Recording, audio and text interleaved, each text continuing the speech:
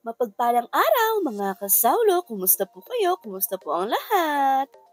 10:00 na nga po pala dyan ng umaga. Paano ba naman ay 9:30 na ako nakabangon sa aking pagtulog. Ilang araw na rin po kasing sumasakit ang aking pakiramdam. Kaya't bumili na nga lang kami ng mauulam at sakto naman ay bibili kami ng buko para sa gagawin nating buko salad. May mga sangkap po kasi tayo na pang-fruit salad sa bahay. Kaya dadagdagan lang natin ng kaunti. 4 na buko po pala ang binili namin dahil mas mabuko ay mas masarap. Dumaan na din po pala tayo dito kay Aling Puring para bumili ng fruit cocktail pa. Kumuha din po pala ako dyan ng squid ring at cream dory para sa gagawin nating fish and chips. Muntik ko pa ngang makalimutan ang mayonnaise para sa ating dipping sauce. Kumuha din po ako dyan ng kaong at nata de coco. Gustong-gusto ko din po kasi yan sa salad. Dumaan din po pala kami dito sa grocery malapit sa atin para bumili naman ng fries pang-partner sa ating fish. Anyafin fish and chips siya, Jo. At pagka-uwi nga po natin, ay nagsaing agad ako dahil oras na at malapit nang magsuuwian ang mga bata. Bota magbusit kay ibin, kauli na makapangan.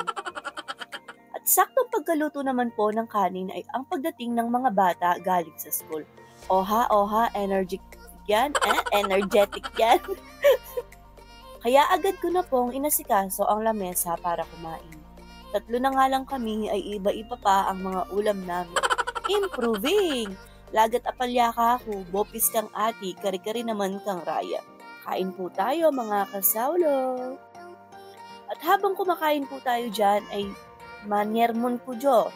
O makanano'y raya ng bagal. Payari na kami iyas pasubuya pa mo. Lawen nyo naman, tsaman-tsaman niya pa. Oy raya, kenin na mga na.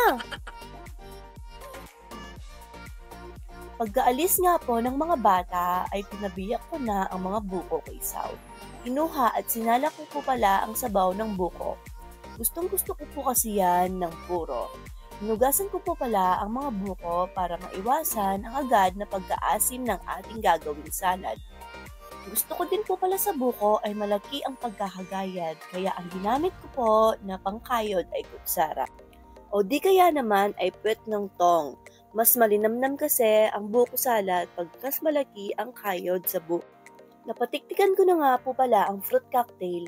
Maasim kasi ang salad pag nahahalo ang sabaw ng fruit cocktail. Gumamit lang po tayo dyan ng 2 condensed milk and 2 Nestle cream.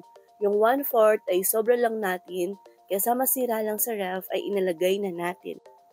Grabe no? Dati, kung di lang kami makikipamasko sa tita namin sa dila-dila, di kami makakatikim ng salad. Kaya sobrang thank you Lord po, kahit walang okasyon, kahit papaano ay nakakakain na natin ang mga ganito. Pagkatapos ko po palang magawa ang salad, ay nilinis ko naman na ang sa ilalim ng bar natin. Nalinisan na din po pala kung saan ang dating lagayan ng mga sapatos.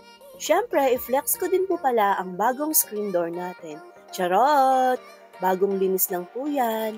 Talagang penisis kang bapatak yan, Soy. Wow! Dito na po pala sa labas namin nilagay ang mga ibang sapatos na madalang lang maisuot. O ha, pakit kaya ulit yung screen door. Kitang-kita na ang labas at loob ng bahay. Balik na po tayo sa ilalim ng bar. Di naman po masyadong madumi yan. Konting alikabok at konting organized lang ang kailangan at okay na. Inuna ko na pong nilinis ang sa dulo dahil konting alikabok at naka-organize naman na yun. At di naman natin masyadong ginagamit ang mga nakalagay dyan. Kaya pagkapunas ay ibinalik ko din agad. Tubig na may Fabcon po pala ang pinampupunas ko dyan para matanggal ang amoy alikabok. Ako lang po ba? Yung tipong alam mong tinanggal mo na ang mga bagay na di na kailangan, tapos maglilinis ka ulit ay madami pa rin na aalisin ulit? Hanggang sa ganun lagi ang senaryo. Anyway, balik tayo sa paglilinis. Yung ibang mga gamit po pala dyan ay mga gamit natin sa pagtitinda. Gaya ng mga aluminum trays, meron po dyang lutuan, ice crusher, Meron din diyang cake roller tsaka mga cake board and box. Sabi ko nga sa asawa ko, ang liit lang ng space dito pero parang bakit ang dami kong nailabas na gamit. Bala mo ingulsa ng Doraemon, nekasaw. Pagkalinis po naman ng mga gamit ay ibinalik ko din po agad para alam ko kung saan ang dati nilang lagayan. Nagtatalo po kasi kami ang asawa sa pagkakapangalinuan ko. Nanaw, mapangalinuan ko po talaga. Yung tipong sa kanya ko itatanong yung mga bagay-bagay na naitabi ko. Sauno ka rin kasi itang makanyan? Sa kanya ko po itinatanong kahit ako naman ang meglele. At hayan na nga po, na-organize na kahit papano at wala nang alikabok. Fast forward, kinahaponan po ay niniyaya ko si asawa na pumunta sa kabilang baryo, dito sa Good Food. Kailangan po kasi natin ng maraming basahan para sa ating kusina. Kumuha lang po ako ng 10 piraso dyan para pag naglalaba tayo ay may kapalitan. Gusto ko sana yung color brown para di halatang madumi. Kaso, di pa daw pwedeng buksan yan. Kaya yung sa ibabaw na lang muna ang kinuha natin. Kaya ayan po, ang napili natin na design. Cute naman, di ba? Kinuha ko na din po pala ng lace at cookies ang mga bata. Pati itang isip anak Kenjo. Iyang may kagisan ka rin, tutuman ka rin adwang balot are. Siyempre, bayaran po muna natin yan. Kota yung kasukol tayan, Jo. So, ayun na nga po mga kasaulo at dito na po nagtatapos ang ating video. Hanggang sa susunod, paalam, maraming salamat po, ingat ang lahat, God bless us all, bye!